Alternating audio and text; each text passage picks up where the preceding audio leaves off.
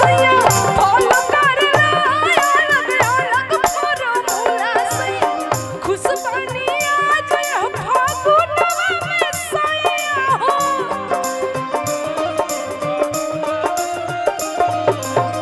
कहाँ से लावेला तू खोज के उपाया हो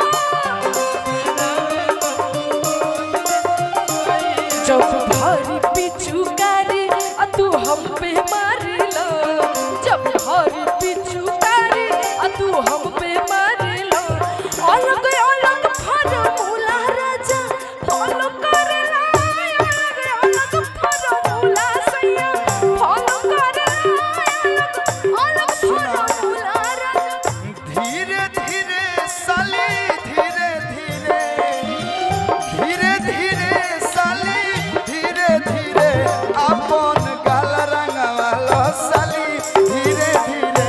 अपन गाल रंगवालो साली धीरे धीरे अलग धीरे धीरे जीजा धीरे धीरे धीरे धीरे जीजा धीरे धीरे तू तो लागेला जाली जीजा धीरे धीरे तू तो लागेला जाली जीजा धीरे धीरे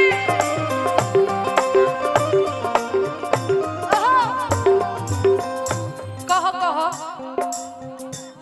होली में हम का कहीं माना जाए तो साली ना लेकिन एमे ओरिजिनल गाना गा देना छछुंदर के सर पे न भाई चमेली कहाँ राजा भो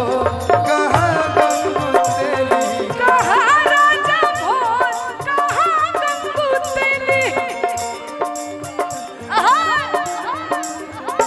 अलग अलग फॉर्मूला सैया फॉलो करला अलग अलग फॉर्मूला सैया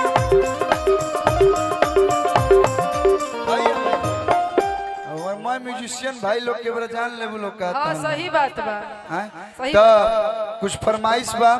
रिकॉर्डिंग कि- कुछ हो जाओ हाँ,